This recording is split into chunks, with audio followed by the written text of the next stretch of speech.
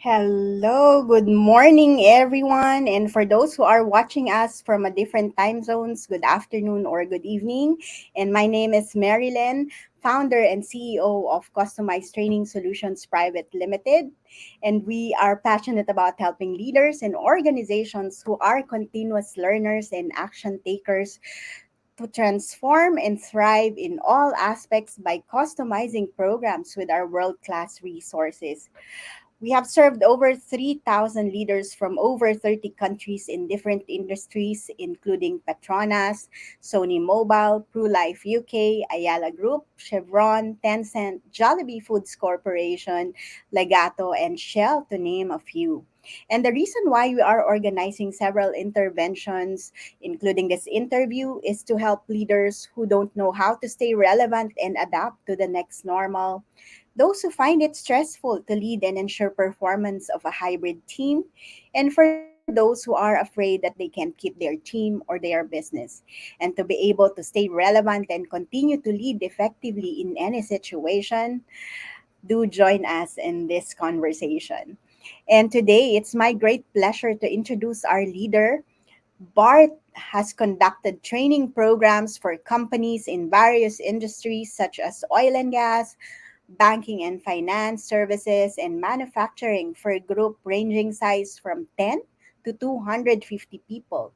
His portfolio as a consultant includes leadership and managerial development, assertive behavior, team alignment programs, transactional analysis, coaching, situational leadership, and communication skills. Bart's unique method of incorporating psychometric models with soft skills development has allowed him to achieve exceptional results with his participants. He is able to do this due to his vast experience as an HR consultant and a former leader in health industry in the Netherlands. Some of the clients he had the opportunity to impact are Bank Islam Malaysia, Coca-Cola bottlers in Malaysia and Singapore, Telkom Indonesia, BMW, GSK, Volvo, and more. So without so much further ado, I'd like to bring in Bart. Hi, Bart. Good Good morning. morning, good afternoon, good evening. Thank you, Marilyn, for inviting me. Thank you for the opportunity. Yes, and for our audience knowledge, we it's interesting that Bart and I have been connected on LinkedIn for the last 2 years, and he was actually like somehow reconnected to me through Sean, and it's a pleasure to be able to have you here today and have this conversation with you. And as per usual, I'll be asking my questions. The first three is mainly to understand from which perspective you're coming from. The next three would be, I would say, the meaty or juicy part of the conversation around leadership, learning, and transformation. And the last two will be very interesting because these are really open questions. And so, without so much further ado, let's get started. And we wanted to learn as much as possible from you, Bart, today. And again, as per usual, I would like to invite those who are watching us live to join us in this conversation. Ask your questions. I'm sure Bart will be more than happy to accommodate your questions, or like give your comments, put your learnings on the comments below.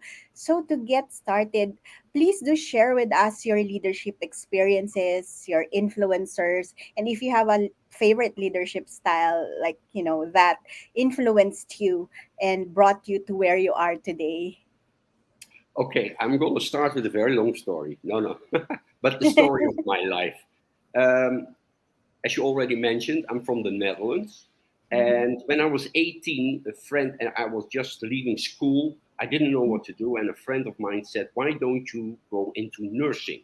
Yeah, Mhm. general hospital. And after being a certified nurse, you can go on the ambulance and the emergency ward and exciting and spectacle, a lot of blood and all that kind of stuff. So I Mhm. thought, wow, that sounds interesting. So I went into the general hospital to do my education there, and all the technical stuff was okay for me. But At a certain moment, I had an internship on the psychiatric ward within the hospital. And I found out that I actually was more interested in what makes normal people end up in a psychiatric ward of a general hospital. And during the rest of my education in the hospital, I was more and more convinced that all the blood, all the excitement, all the ambulance, emergency, that was actually not what I wanted. I was more interested in people. So when I graduated, I had the opportunity to go for the graduation and specializing in psychiatric nursing. And that was another 3 years. And after graduating from that, because I had the combination of being a general nurse and a specialized psychiatric nurse, within 1 year, they asked me to become team leader. And you know how it goes. You start in a team, and because of your education and probably your attitude, the team leader goes somewhere else, and then they will ask you, Bart, can you become a team leader? Okay, so I had I had luck with my manager at that time. Why? Because he said, Bart, you will become a team leader. I want you to go for a 2 year course on management and leadership skills. So I worked as a team leader for 3 or 4 weeks, and then I went 1 week for uni, and that took 2 years. During my time in the psychiatric hospital, I was introduced to different psychological frameworks like transactional analysis, behavioral therapy, social therapy. And during my management course, I was um, I was introduced to the model of situational leadership. That's a model, actually quite an old model. It was developed in 1969, I guess. And it's a model developed by Paul Hershey and Ken Blanchard. And it's about leading people according to the needs that they have. Instead of you having one style, situational leadership actually asks you to adopt 4 different styles. So I start working with that, and the whole idea of situational leadership is developing people. Now, when I was asked to become a team leader, my manager said something very important, and actually, this is the red dot in my life. He said to me, Bart, I see potential in you. Wow. So that was the first time I heard it. And when people say that to you, first of all, it brings up expectations. Yeah. Oh, and you get a little bit nervous. But also it strokes your self-image. It wow, and you feel happy. And so that was in the psychiatric hospital. Now, as a team leader, I probably did a good job because within 1 year, my manager asked me to lead another team. And that went on and on and on in my career. And in the end, I ended up with 2 wards. Now, as I said, situational leadership is about developing people. And the moment you get more and more parts and whole wards to lead, less time you get to actually your passion to develop people, to find out what is happening to them, how can I help them. And I hit a roadblock there. When I became 40, or actually before, I started to being unhappy in my job. And a few years before, in the 90s, I was on a holiday and I did my PADI open water course. So I began to scuba diving. Wow. And at a certain moment, I went to Egypt on a diving holiday and I uh, did some dives. And the guide was an instructor from Wales.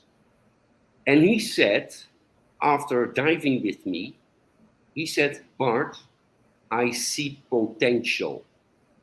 And he said, you should become an instructor because your diving skills are very good, and you have this kind of attitude that makes people want to listen to your story, and you are very well in explaining things. Now, it's hard, it's a little bit weird to tell that about myself. That are his words, yes.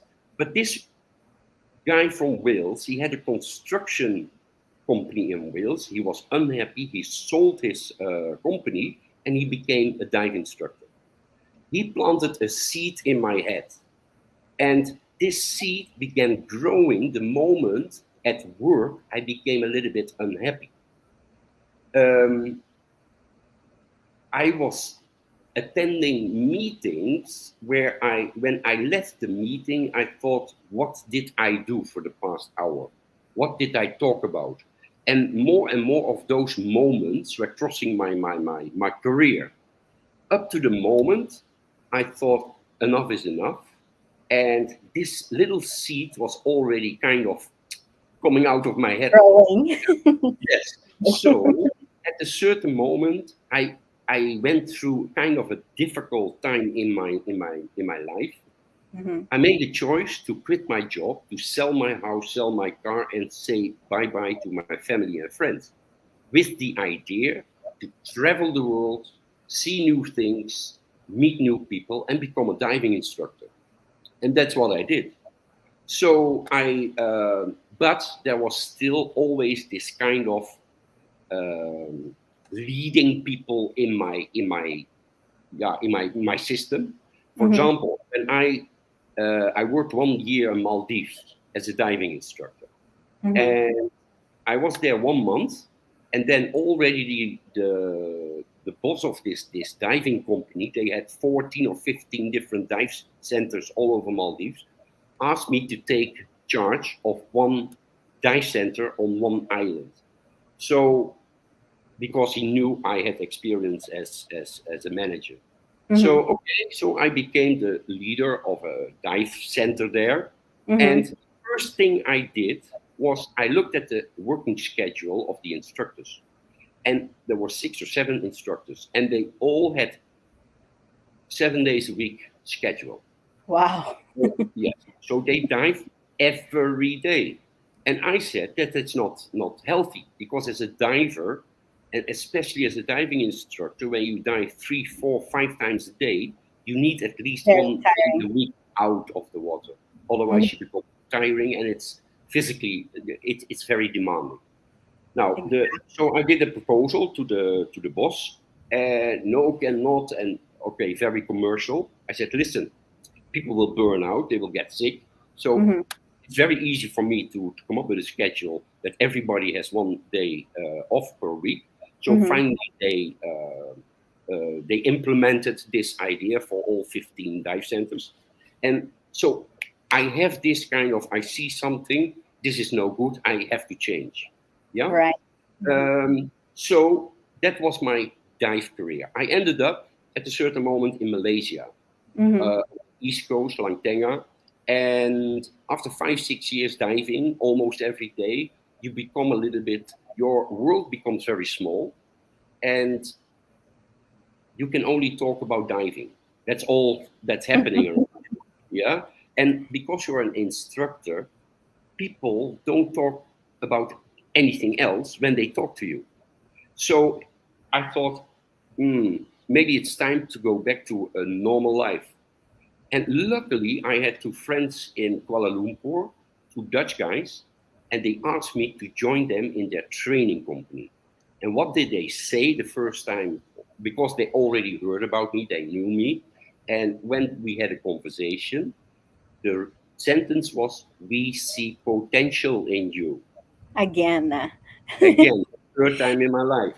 Yes. So I I I had never done kind of corporate training, or of course, as a petty diving instructor, Mm-hmm. my experience as a leader in a hospital, but training for groups and do all kind of fancy stuff. I thought I was very nervous for my first time. That was in 2005. Um, I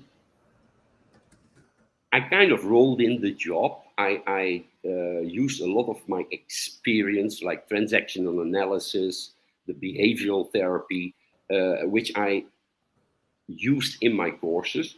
And I had another big advantage. Um, Big advantage was that I am from a different culture. Right. So during my training, I was also introduced to Myers-Briggs Type Indicator. I Mm-hmm. don't know if you know it. It's a kind of psychological Yes. assessment, Yes. and over there, I One is the most common and famous, I would say. yes. So And I found out I am an ENFJ, and ENFJ are natural born leaders, coaches, lecturers.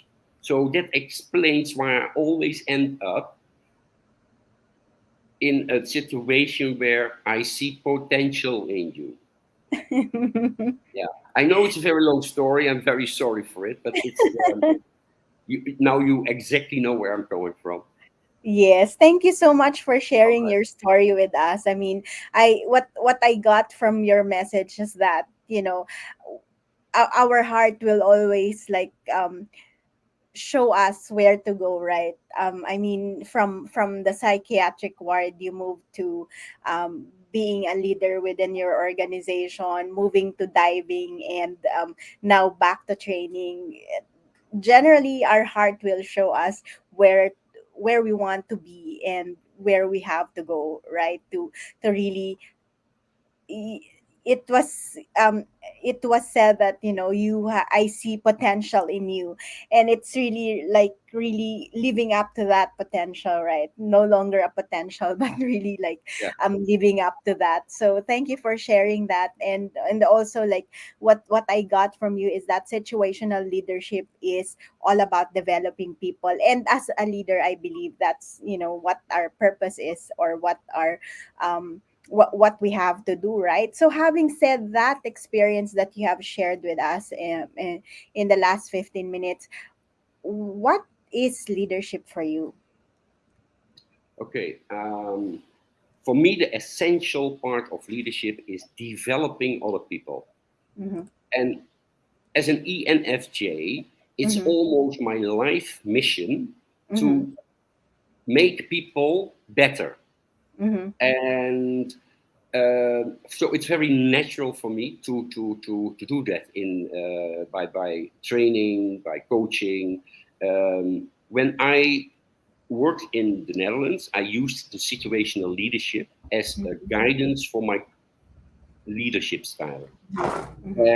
And for example, when people are competent, you don't have to give them direction. You don't have to tell them what to do, Yes. when to do, how to do. No, that they should know. Yeah. When they are not competent, then they need direction. Now, the same when people are motivated, you don't have to push them. They will do it by themselves. However, when people are not motivated, not committed, you have to put some effort in. Now, these Yes. four combinations make four different leadership styles. And that is how and the more you do it, the quicker you know to be able to assess a certain competency level and a certain commitment level. And that was for me the guidance, the Mm-hmm. framework I used to develop people. And the interesting part is it's all about what do your people want. Mm-hmm. First of all, what do they need? But also, what is it what they want in 5 years? Where would you like to be? What would you like to do? And even when that goal was outside of my ward, outside of my organization, I think you have an obligation as a leader to bring the best out of people, even when the goal is outside of your organization. So you make an impact on people's life. Yeah. Um, Yeah, and, and sorry. no, no, continue. Yeah, so I really like what you've said about leadership being um able to develop people and knowing what they need and their want to bring out the best on them, right? And again, that's what I mean leadership is all about. And so I in my introduction earlier, I made mention around next normal, and how, like, certain situations or even the pandemic has brought to our lives, and the changes that he has brought it has brought about. So I'm curious to know from your experience, doing based on your experience, in with working with people, training people, bringing out the best in people. For sure, there's quite a lot of leaders organization who actually kind of struggled during the pandemic, right? So I'm curious to know, in your perspective, how would you define or describe the next normal? Vague. Yeah. Okay. I know. I only know the current normal, and Mm-hmm. you read a lot about what to expect in the next 5 or 10 years. It's Mm-hmm. all expect expectations. Mm-hmm. So I don't know. I don't know because nobody expected the Mm-hmm. COVID to bump into the world. And it forced me, for example, I'm a very old fashioned trainer, face to face, a lot of engagement, a lot of joking around. And virtual training was something oh, yeah, no, please don't do this to me, you know? And I had to adjust. I would not have predicted that 2 years from now, I will do virtual training. Mm-hmm. Sometimes I do training and I look at the black screen for the whole day, but I still keep talking. Yeah. So I don't know. There are all kind of ideas and concepts, but it's all predicting. And what I predict, I don't know where to go. Yes. So I'm not reactive, but I am not, I will see potential where we can go. Yeah. So for me, it's kind of vague, Mm-hmm. to be honest. Yeah, thank you for sharing. And again, like, that's the reason why I believe that most of us, I mean, have had some difficulty or challenges during the pandemic, because we don't know what to expect. It's very vague, as you've mentioned, right? It's like a lot of changes going on, and it's very fast paced at the same time, right? And so, like, and that's the reason why we are doing this as well. So to have that conversation on how do we address this, because obviously any challenges can be turned into opportunities as well. So now we know, like, from which perspective you're coming from your story, because I've been receiving quite a lot of requests as well on adding some visuals. I'm really hoping that this will not affect your answers in the next three questions, which is, I would say, the meaty and juicy part of the conversation. But I'd like to share this part of this is an excerpt of our leadership and organizational development package that we have created. And I'd like to share the four pillars of future ready teams. And this is basically around why leadership and organizational development is important in any organization. So it's all about empowered leadership. Again, we're talking about, mainly our theme for today is around leadership and transformation. And the most important thing, because leaders drive um, and directs the organization itself, so it just makes sense that you empower your leaders to be able to handle any situations, right? And of course, it has to be in alignment with the organization. I believe you mentioned that you've watched and enjoyed the video with Dave Ulrich, right? And we've talked about the organizational alignment with all those Yeah, yeah, yeah. organization leader people, and how HR system actually works hand in hand with that. And of course, the key to those changes that are happening and to turning things up to opportunities is really adaptability. And as I mentioned earlier, like, it has been a fast paced change for most of us, right? And so adaptability and agility will be key in order for us to be able to handle or be future ready team. And of course, without driving the outcomes, you have plans, you have direction, strategic, you have plans, vision, and all those stuff. But without, you know, executing and driving them into outcomes, it doesn't also make sense, right? So just an additional visual I'd like to add Thank in you. and share to our audience. And so, I mean, even without the next normal, for sure, from your experience working in a corporate as a corporate leader and now working with corporate leaders, what would you say are the top three problems that they normally face? Okay. I thought a lot about this, Mhm, and actually, there are two constants in the next 5 or 10 years. mhm, And those two constants is me or you as a person when mhm, you're still alive in 10 years. And the mhm, second one is whatever happens, but you will be confronted with change. mhm, Now, for me, the most interesting part is okay, change will happen, but mhm, how do you react to change? So, what is your personal attitude towards change? And to be very honest, when you are young, you like change. It's much easier to be flexible, to get enthusiastic.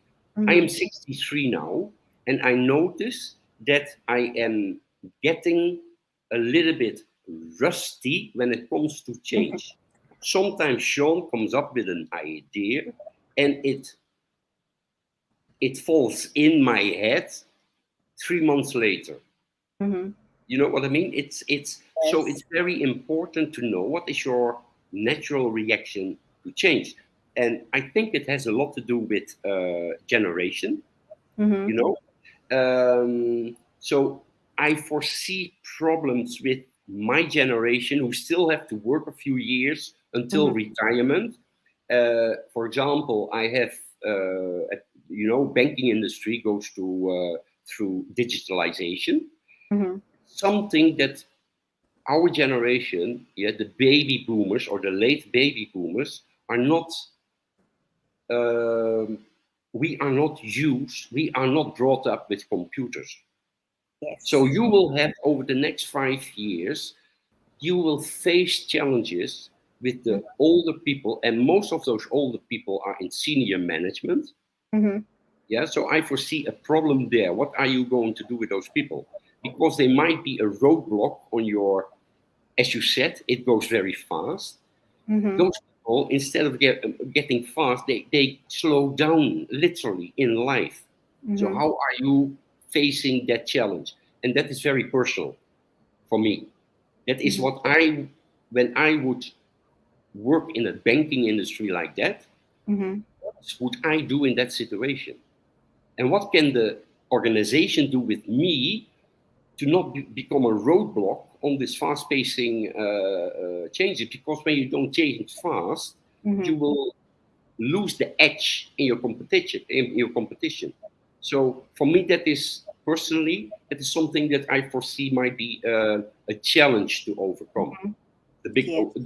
for me, would be the biggest challenge. Mhm. So Yeah. it's how you respond or react to change. Is there anything more that you'd like to ask, or you've experienced? I mean, you've mentioned earlier around burnout as well. So I think that could be like a potential challenge for most leader. It's really much more around balance, right? Yes. Yes. And one more thing, and I don't know if this is ever mentioned in one of your interviews, but Hmm. the higher you come in the ranking of your organization, the Hmm. less feedback you will get. Oh. You know, when you are a team leader, you have a manager. and the Mm-hmm. manager will give feedback on your performance. As a manager, you will get feedback on your performance by your senior manager, and maybe the senior manager gets feedback from the CEO or whatsoever. The Right. higher you get into ranking, the less feedback you will get. And I think for a leader, when you don't get feedback, ask for feedback. Right, right. And sometimes, it's kind of difficult also to ask feedback. I remember that conversation with Stefanos before in an interview, and then he said that, it tends to be like lonely at the top. And Yes, that's kind of similar to what you've said in terms of, less feedback as well. Because when you're there, like people will be somehow afraid to yes, to ask to give feedback or whatnot. I've been producing a program in partnership with a big consulting company recently, and that's actually the topic that we have around inspirational leadership and crucial conversations. And this is what like most managing directors and l- upper levels would also have issues with, like what you've mentioned. It's not easy for them to get a feedback because people are also afraid on how. And there are also leaders who are, because more often than not, they're also afraid to to get such feedback as well, right? So it's like there's always two face of a coin, right? yeah, So it's really like being there and still open to getting feedbacks, and at the same time that creating that psychological safety within the organization in order for them to, like, speak up and be open to, like, yeah, giving their suggestions to upper management, right? yeah. And here is, I see a big difference with where I come from, the Netherlands and Malaysia. In Hmm. Malaysia, I don't see many people speak up to their boss. Oh, yes. And that is Cultural. also a cultural thing. A few Yes. months ago, I did a Reach 360 in an organization, and Hmm. we assessed the senior management, and they got feedback anonymously from all the people around and underneath them. And some of them got a very, very useful feedback.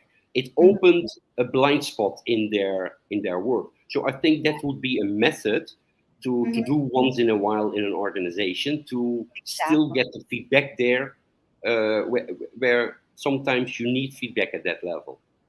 Yes, very Well, true.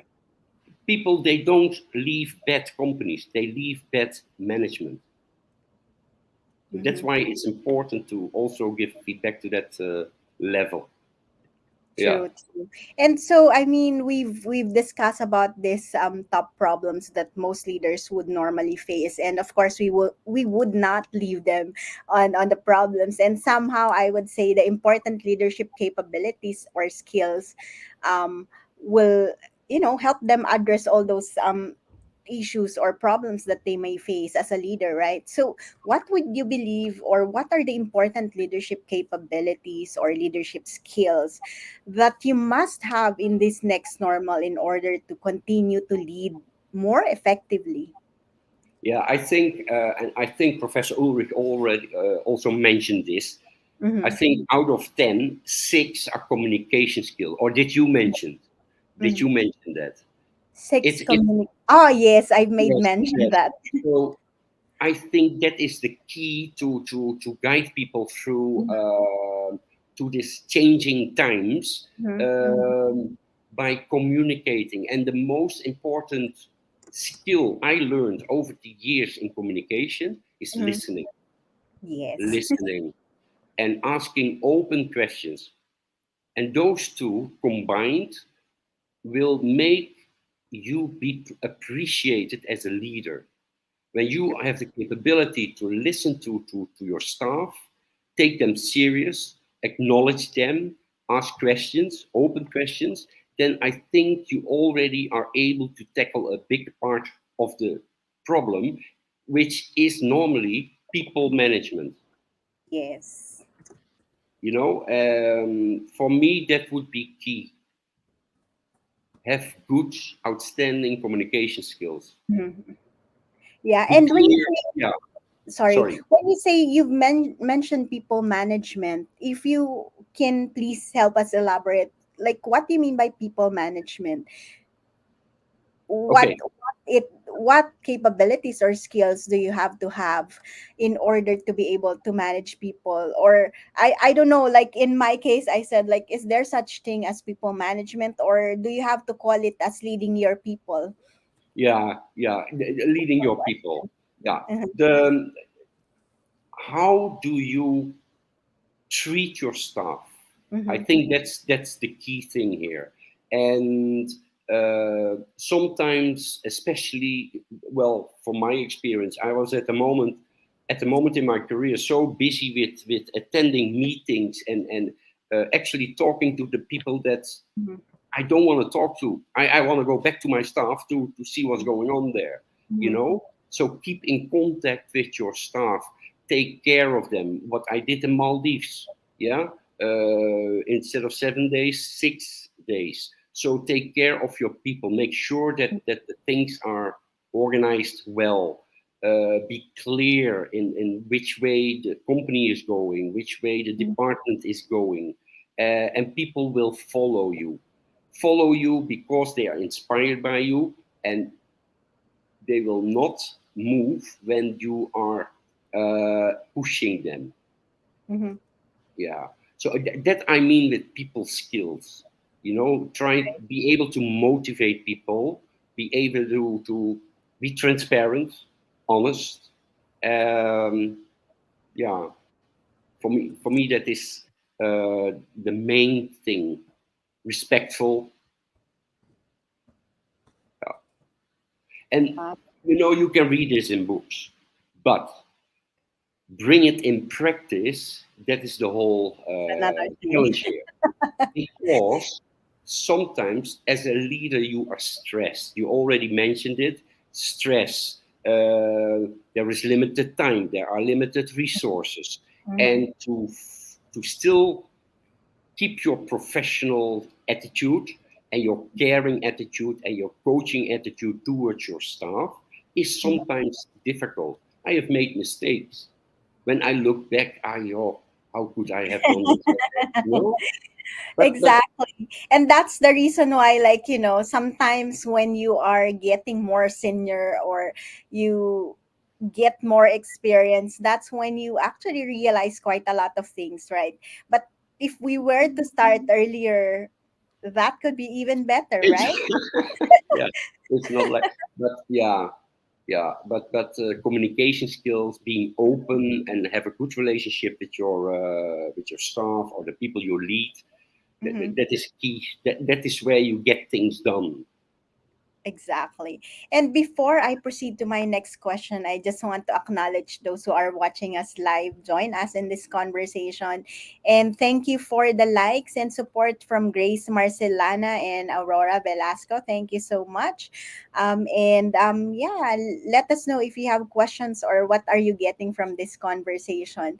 And so the question then is, what do you believe is the role? I mean, we have been talking about, you've mentioned that leadership is about developing people, and obviously that's about, ensuring that your team are learning. And what do you believe will be the role of learning, leadership, and transformation in order to thrive in the next normal? I had a comment that is quite mind, like a handful in this, like, one question, but I guess it's really an invitation of how would you, like, based on your experience and perspective and what we have discussed on both the top problems and important skills as a leader, like, how would you actually put it together? Okay, the I think as a leader, you Mm-hmm, should always motivate people to learn. mm-hmm, And because learning, as you said with Professor Ulrich, it's a continuous process. The moment you stop learning, you will disintegrate in your team. you will stand still, and people will forget about you. Learning is development, and sometimes you might have to learn things that are very frustrating, True. very frustrating. And okay, can you do me a favor? Can you please have? Do you have a pen and paper in front of you? I do. Ah, Mhm. and I would ask the participants or the viewers today also do it. Can you please make your signature, sign your signature on a piece of paper? Okay.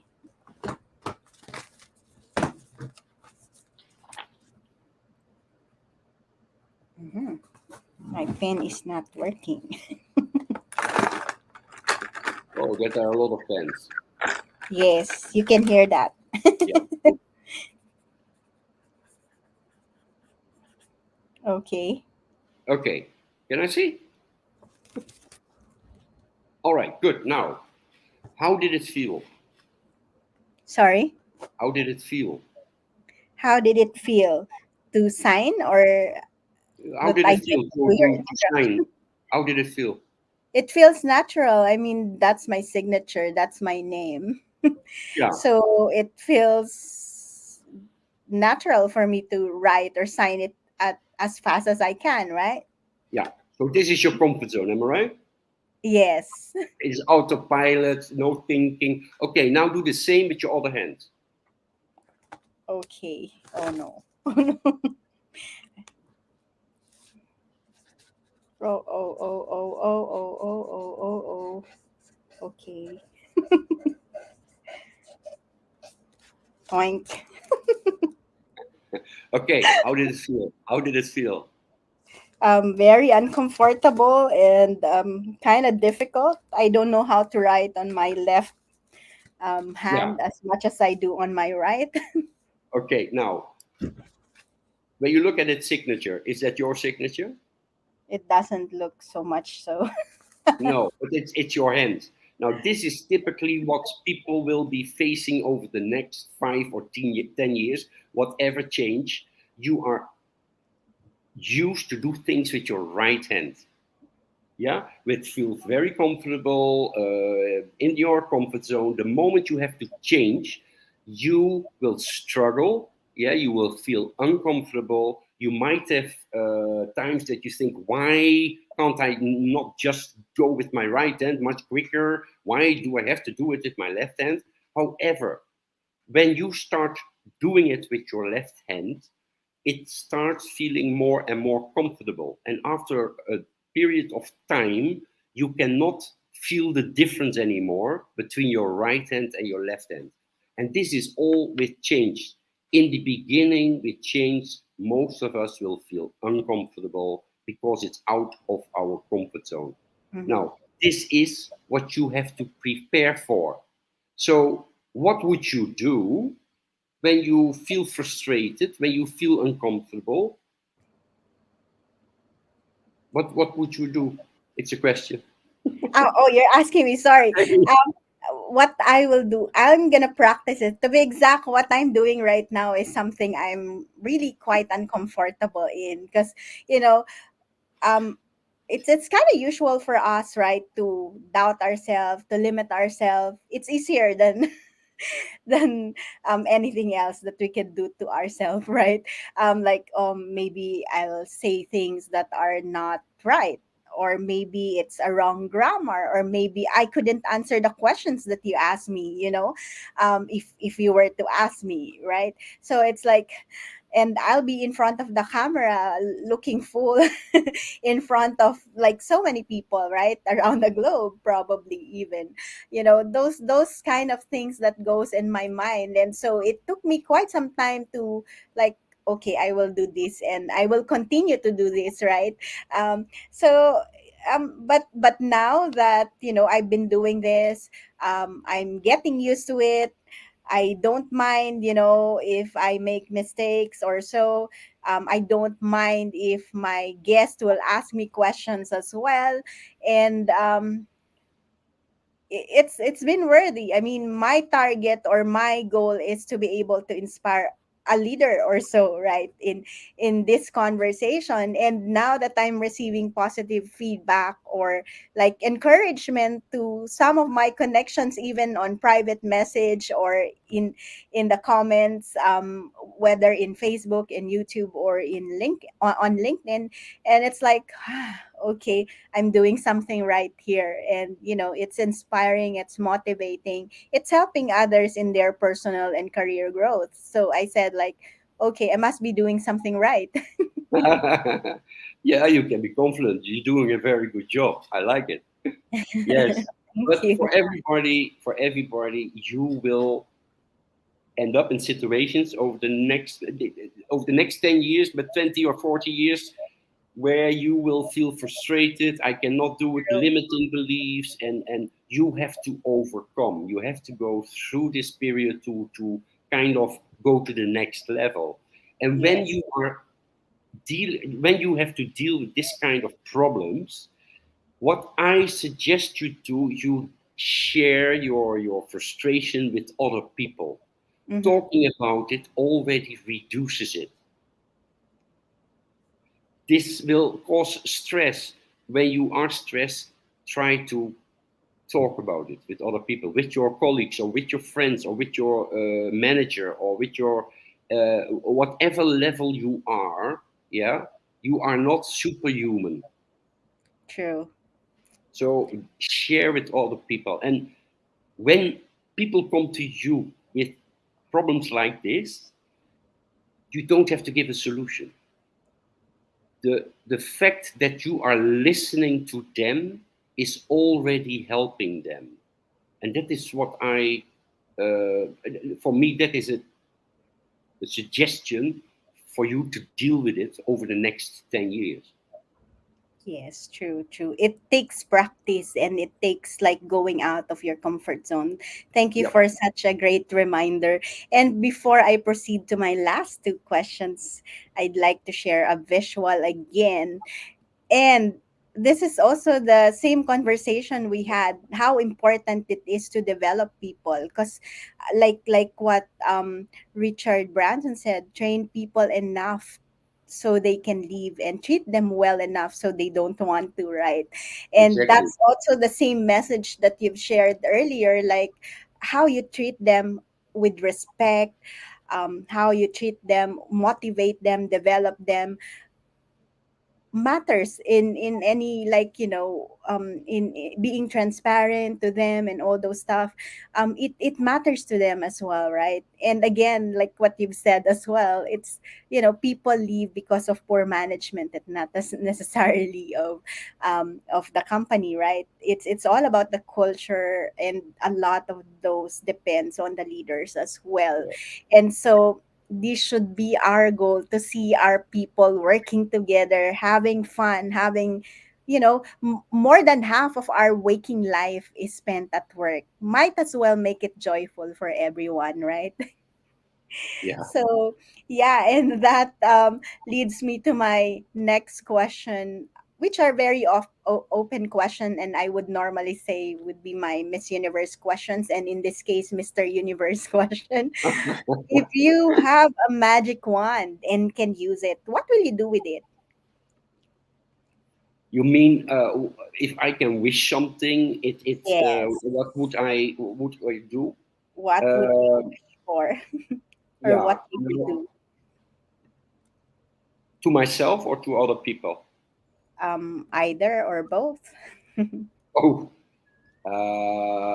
no. What I would like to see is, because I had a experience 2 weeks ago Mm-hmm. where we talked about change, Mm-hmm. and there was one woman. She already worked for this company 13 years, and she Mm-hmm. was used to a certain a certain method of doing things. Now Mm-hmm. they are digitalizing, and now the whole process is different. Before that, before this digitalization, she was very competent, Mm-hmm. and since they have to digitalize, she became not competent anymore, but she Mm-hmm. didn't talk about it. And she built up frustration because she saw younger people being more able to adjust to this new process than Mhm. her. And Mhm. she felt a little bit behind and left out, but Mhm. she didn't talk about it. And Mhm. she was actually at the point of burnout. Oh wow. Now, Mhm. so when I could help other people, I would say, and that's why I was emphasizing on that just now. When you have any problems or stress Mhm. or Mhm. burnout, or talk about it, Mhm. talk about it, and share it with other people. Yeah, don't keep it for yourself. Mhm. That would be my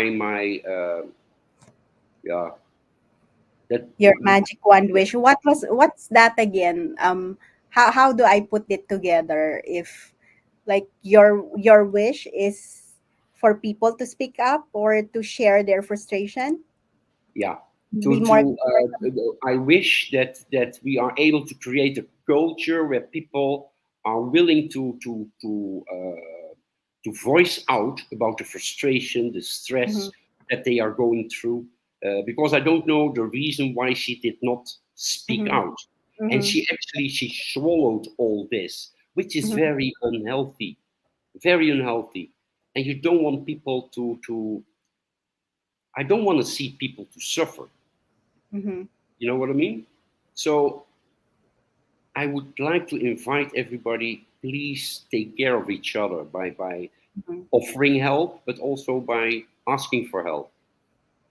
Yes, true, true. Especially, yeah, when it Yeah, comes to change and fast change, I think that is a key point to take away. Ask for true. help and offer help. And I'm sure even without the magic wand, you are already doing this through your work on the trainings and Yeah. consulting and other activities that you do. And again, it's a reminder for everyone. It's okay. It's okay to voice Yes. out Yeah. your frustrations, your difficulties, because a lot of times leaders would like feel that being vulnerable is not right. It's because it Yeah. will show weakness, but in fact it shows how courageous you are, right? When you actually get to share how you feel and be vulnerable about it Yeah. in with your team. And but again, this requires a lot of building of culture and having Trust. psychological safety again within the organization, because without that, again, it's kind of difficult for people to speak up or to like share their frustrations or their difficulties at work. So thanks for reminding us, Bart, on that. And my last but not the least question, which is also a very open question: if you have to ask yourself a question that you can best answer, what would it be? Okay. Um, Bart, what is your what is your plan? What is your plan for the future? Mm-hmm. That is what I would ask myself, Mm-hmm. and my answer would be, well, I'm 63. I'm Mm-hmm. still going strong. Mm-hmm. So a few weeks ago, we asked for testimonials. Once in a while, we do, Mm-hmm. and the feedback I got on my training programs, my coaching, uh, that made me very humble. And because it showed that even sometimes when you don't know, you might make a huge impact on somebody's life. And when True. you read those stories, that makes me, I want to continue. Yeah. Yes, yes. People's who career changed because attending a session with me of, a personal life changed. Mm-hmm. Yeah, and that really touches me, and that is also me. When I see other people develop, Mm-hmm. I feel happy. I've done my job. You happy, me happy. Very true. Thank you so much for sharing that wonderful question. And again, that's also one of the reasons why I'm continuing Yes. on this interviews, because I believe that somehow in one way or another, I'm hoping that it gets to share a reminder to leaders, to our listener, to our audience, or possibly like impact them, inspire them, or motivate them to do things that they never thought they could. And also, like, I would like to invite people to connect with us as well. I always receive that, I've been like adding value, I've been doing this interview, but I've never invited people to actually connect with me, or to like seek for our help. So, and so I it's an invitation for everyone, if they need help around leadership, organizational development, to connect with me, or as well as to like follow, subscribe our YouTube channel as well, so that for those who cannot watch us live, at least they can find the recordings of the live shows in our YouTube channel. So subscribe and like us, or follow us in YouTube. And with that, I'd like to give to invite you, if there's any like parting or other, before we end this conversation. Is there anything that you'd like our audience to know, or to leave a message with? Well, I would like to know if they have any questions. Mhm. Right now, we don't have any comments or questions in the comment section, but again, for those who are watching us live, please post your comments. I'm tagging Bart on this conversation, so even during the replay, he will be able to answer our questions, on this conversation. Is there anything more that you'd like to leave our audience with before we end this conversation, Bart? No, just be a good No. human being, and yeah, even a leader. Yeah, be human. That's it. Mm-hmm. Oh, that's just nice. With the last visual I'd like to share.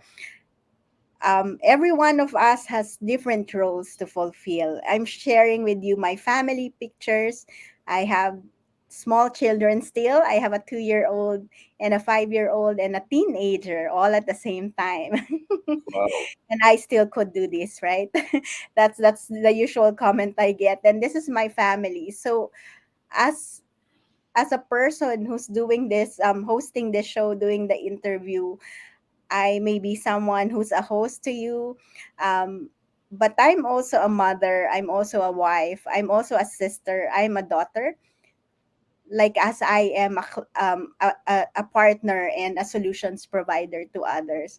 So same thing with how, like Bart ended his message, to you know to be human, humanizing the way we work, and don't expect people based on their job title, because they fulfill several roles in their life and they're human, so don't expect them not to be.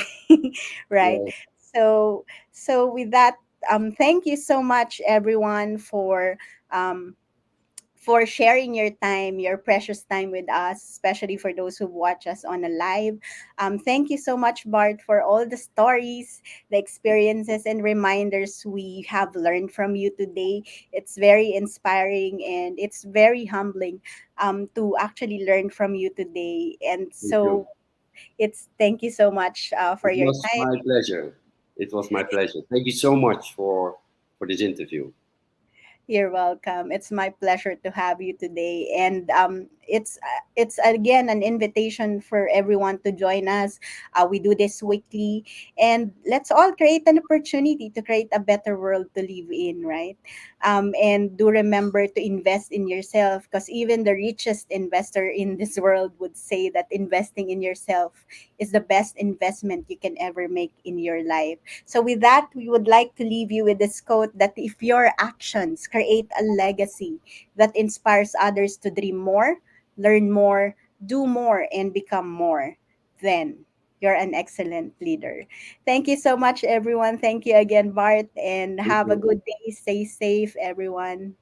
Bye for now.